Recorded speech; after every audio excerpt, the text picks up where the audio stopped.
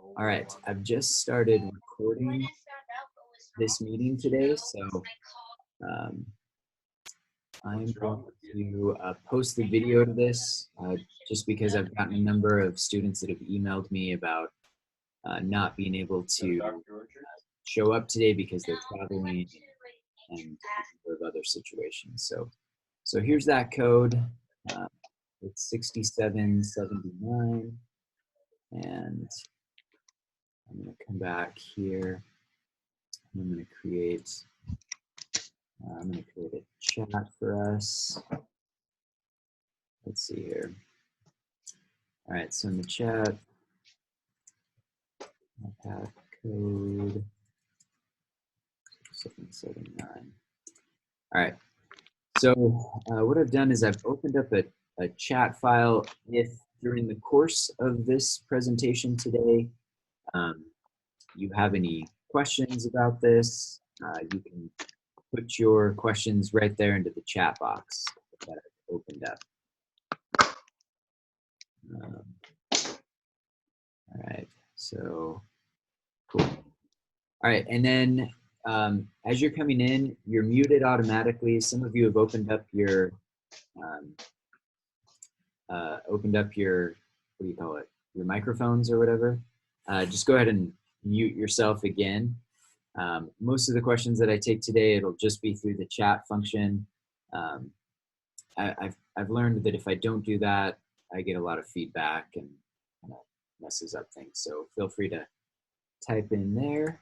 And okay, let's see, I'm just gonna check one more thing. Okay, so let's go ahead and jump into a couple of things that I wanted to talk about today. First of all, welcome to our first virtual class, and mine as well. I think the main thing that I just wanted to communicate to you is that we're gonna be all right. This will be fine. And yeah. Oh, I've already got a question from David. Yep, that's the Jace answered your question. All right. Now Zoom itself, you should all be able to see me. You can keep your webcams, your video open, or you can shut it off. Either is fine. It's not like I'm scrolling through all 70 of you to see your videos or anything. Although later on, if we do take questions, and I can open up your mic and your video and we can all see you if you have any questions, or later on if we want to do more sharing of resumes, or next week we'll get into the papers with instructions there. So TopHat itself is fairly simple. Down there along the bottom, you'll have a number of icons. The icons that you see are a little different than mine, just because this is my Zoom room.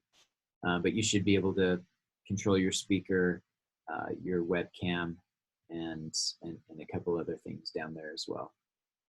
Okay, TopHat will do attendance just like we would in class, like we did today. All right, so today, what we'll be doing, and just so you know, I don't anticipate this going the full hour at all. I'm guessing it'll be closer to about 30 minutes max. But my goal today is to review with you resumes. And this is important because you've got some resume assignments coming up, some revisions. As you saw earlier this week, it asked you to bring a resume to class.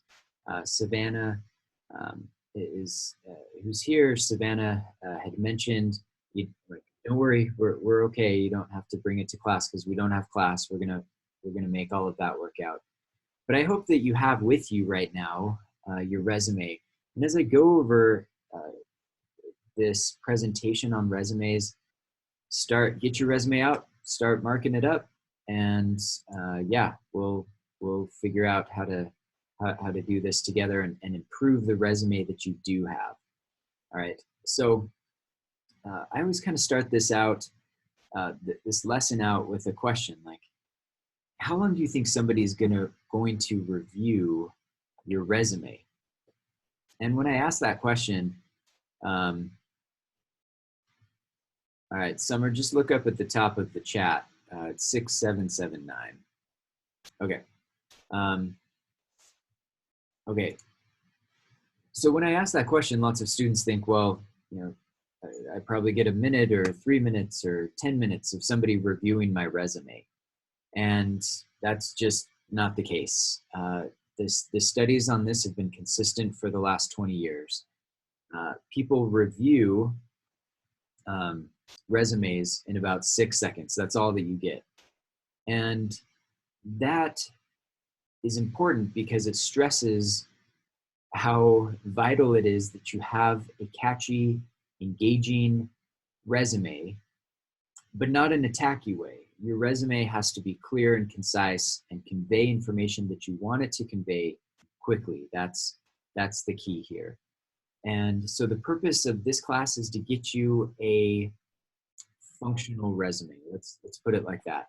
I understand that most of you, except for Danny, are freshmen, and as a result, you don't have a whole lot to put on your resume. I get that. That's completely understandable.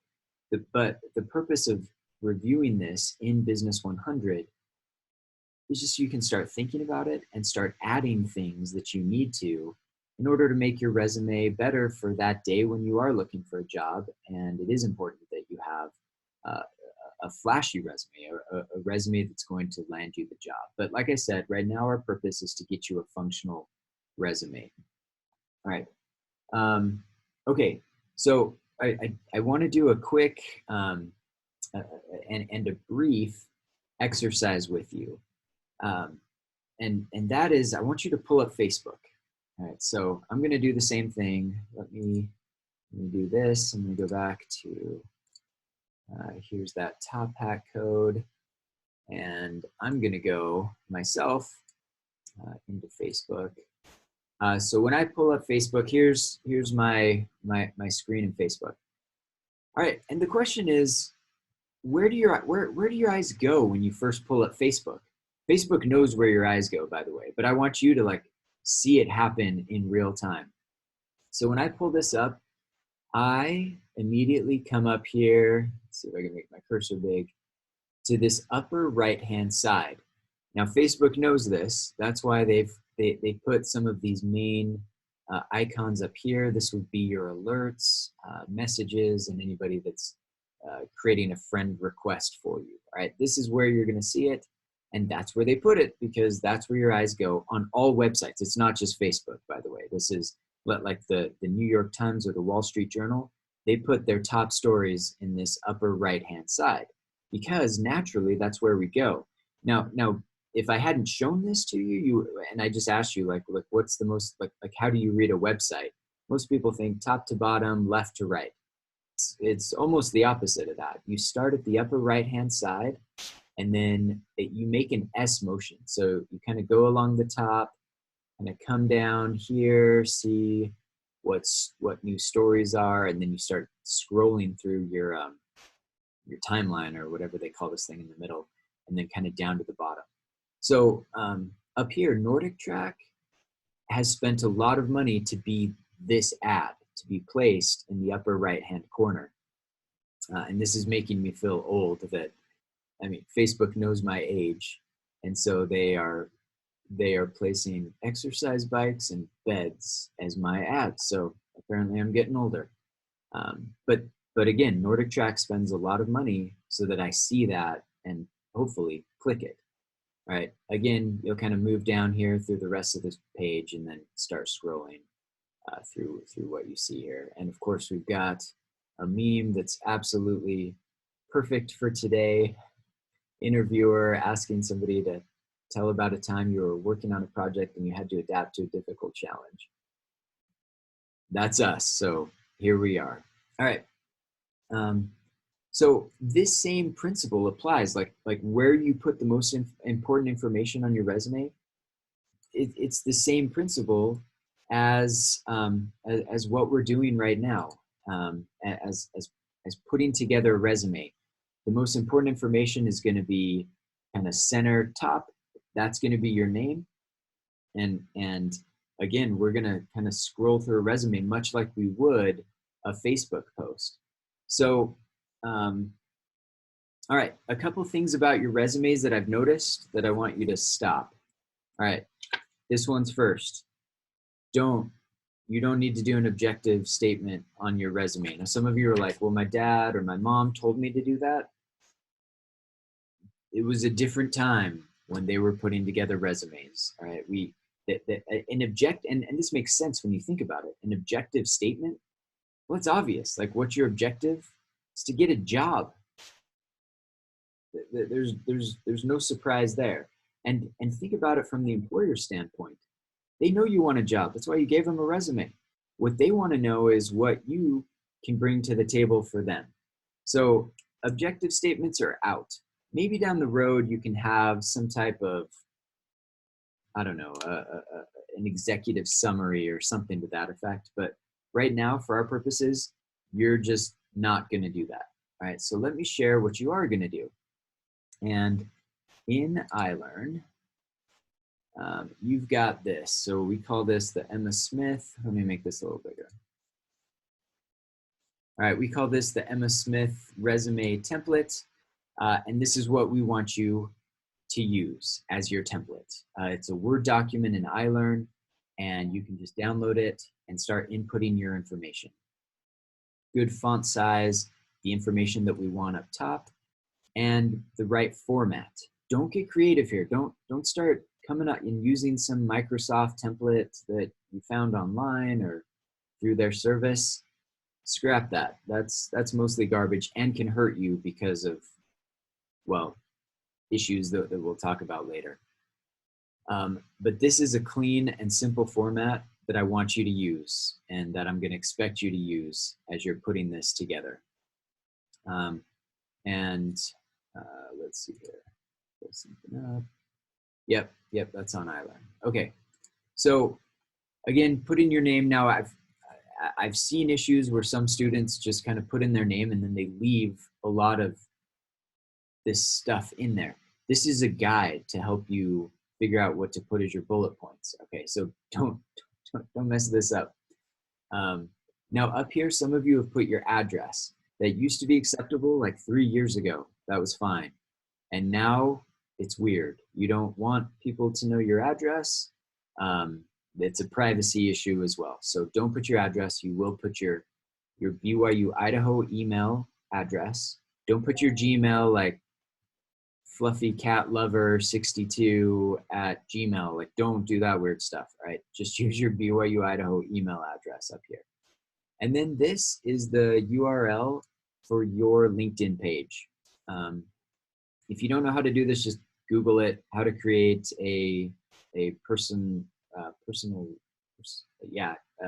your own unique URL for LinkedIn. That's fairly simple to do. So just Google that if you don't know how to do it, and then create it linkedin.com/mine is Michael Hales. Okay, so to do that, and then having your phone number is totally accurate as well. Your first section is going to be education. Now go through this and make sure that you don't do anything with your high school. Nobody cares about high school anymore. You're in college. Obviously you graduated high school, so we don't care. Now there are some exceptions. You can include some information from high school if you did something absolutely incredible. Yeah, you may want to put it somewhere, but oftentimes that's down here at like leadership, interests. For example, an interest, I had a student last block and he won state in cross country. So that shows dedication and work ethic. And I'm okay with you putting that in the resume, but you're going to put it down here with your interests. Okay. All right. Again, you probably don't have a whole lot of things to put in the education section. Some of you don't even have a GPA yet. That's fine. But I want you to build it into the resume that you have already. And again, follow this format right here where it says April 20XX. That's your anticipated graduation date. You don't have to put anticipated graduation April 2022. That's obvious. If it's a date in the future, we know that that's your anticipated graduation date. So just put April 2022 or 23 or whatever it is. The rest of this line will be the same. If you haven't joined student clubs or societies yet, do that. That gives a great bullet point to add here. You can put in your position, what you did, service projects, etc. That's great. Again, you see scholarships, all of this is what you're going to put in the education section at the top of your resume. Now, once you graduate, education section gets dropped down to the bottom. But as your students, that's probably the most important thing for most of you, is that you are a student and that you're applying for internships and other entry-level jobs because you are a student. So having the education section is appropriate for you in your position right now. Now below this is where you get into your experience and your past jobs. We call this a chronological resume. So this first position right here is the most recent job that you have had. Okay, so, and yeah, Hunter will look up top of the chat and you can see the top hat code. So feel free to scroll up on the chat box. Okay, so we call this the chronological resume because the first position that you're gonna have is your most recent or current position. Here you'll have your dates, but again, you'll kind of start here and you'll work your way down through other positions that you've had. Now, in this example that we have, we're gonna have you put your mission as part of your experience. This can go down into a section called volunteer work later if you'd like, but right now, if you've gone on a mission, just put it in your experience section. All right, a couple things that I want to help you focus on right now, and that is the most important thing about this, your bullet points. This is absolutely the most important thing.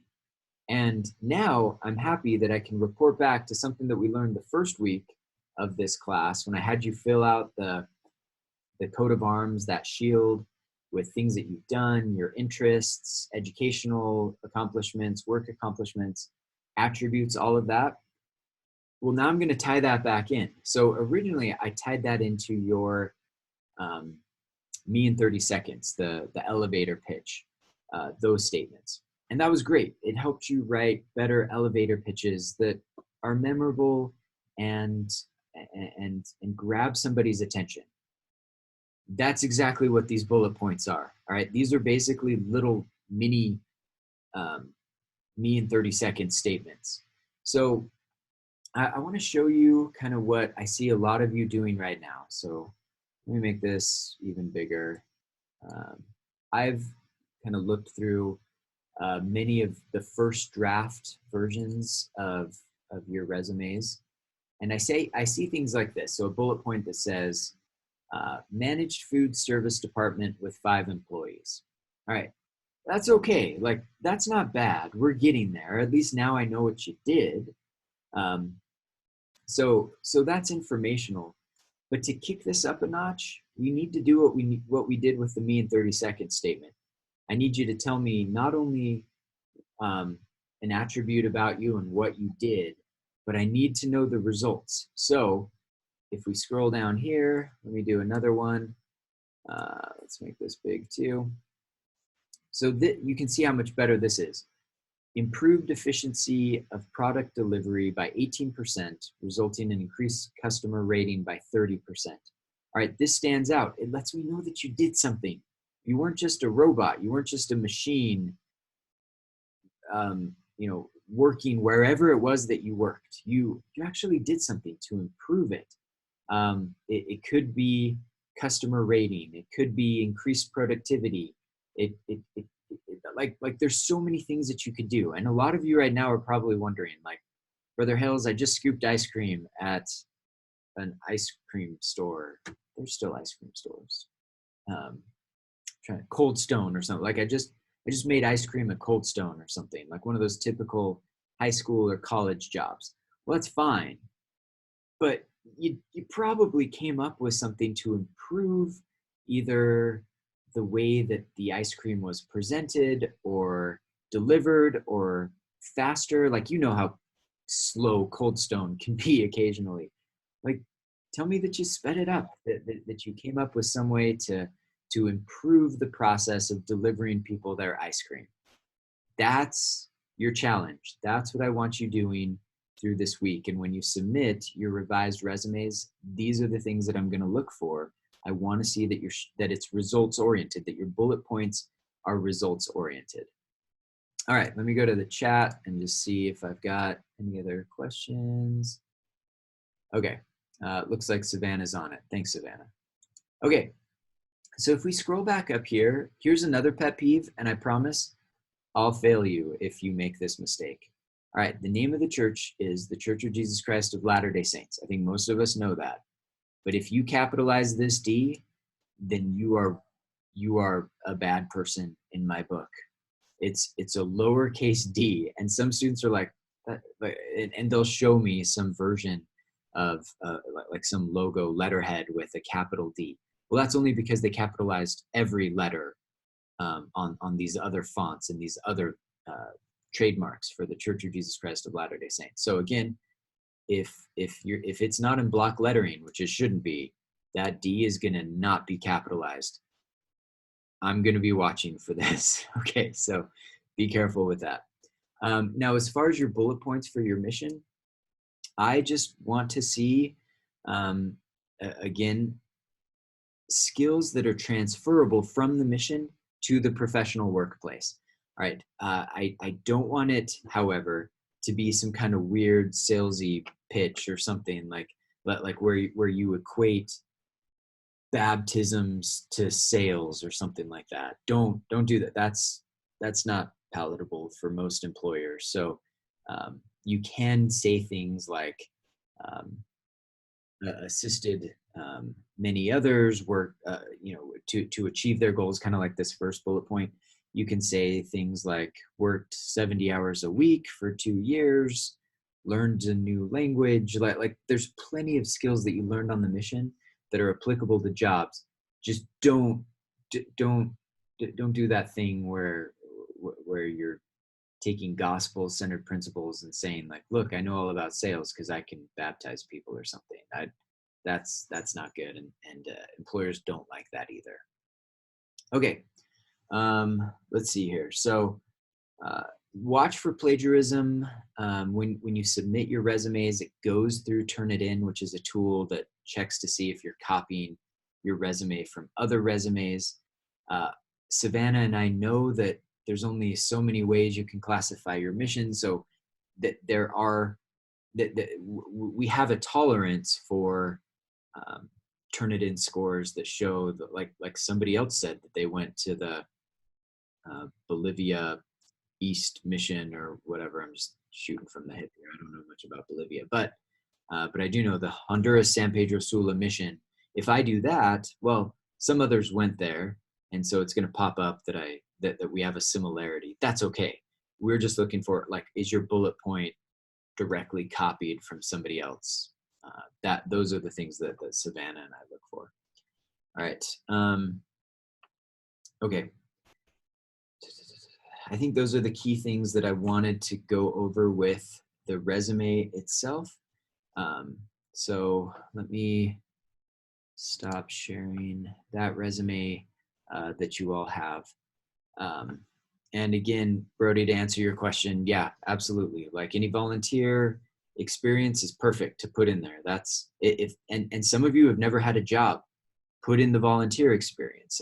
Absolutely. That may be the only thing that you have to rely on right now. So do it, and use it as a lesson to you.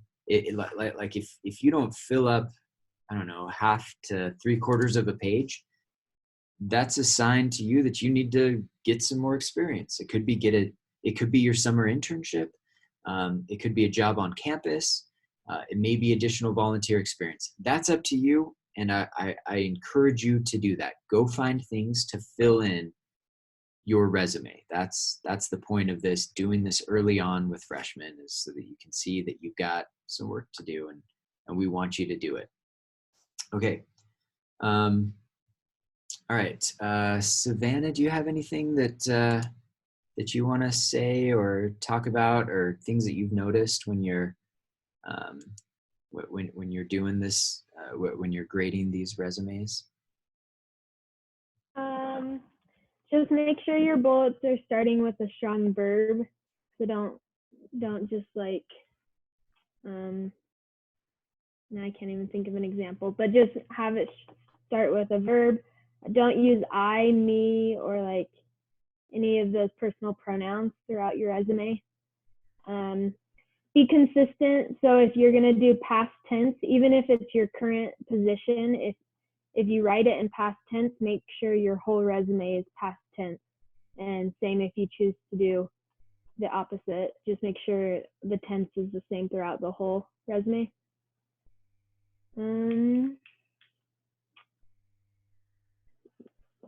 If you do periods at the end, make sure you do periods everywhere, but it's not required.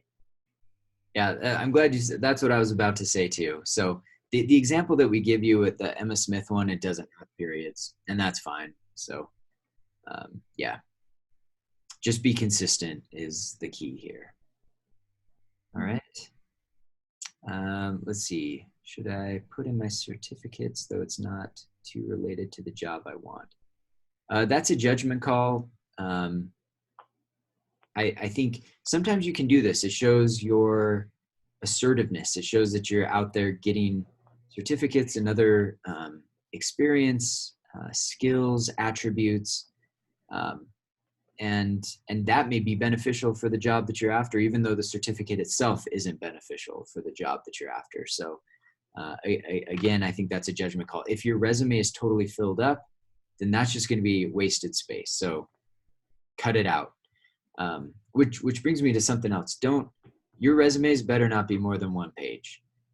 Once you've been working for about, I think we say like 5 to 7 to 10 years, somewhere in there, then you can have a 2-page resume.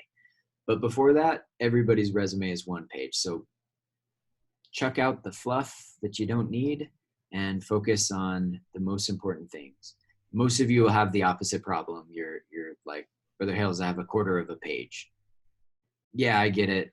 We're going to help you beef that up a little bit. But for now, do the best that you can and add those certificates and other things that may not be super beneficial, but it adds some content to the resume.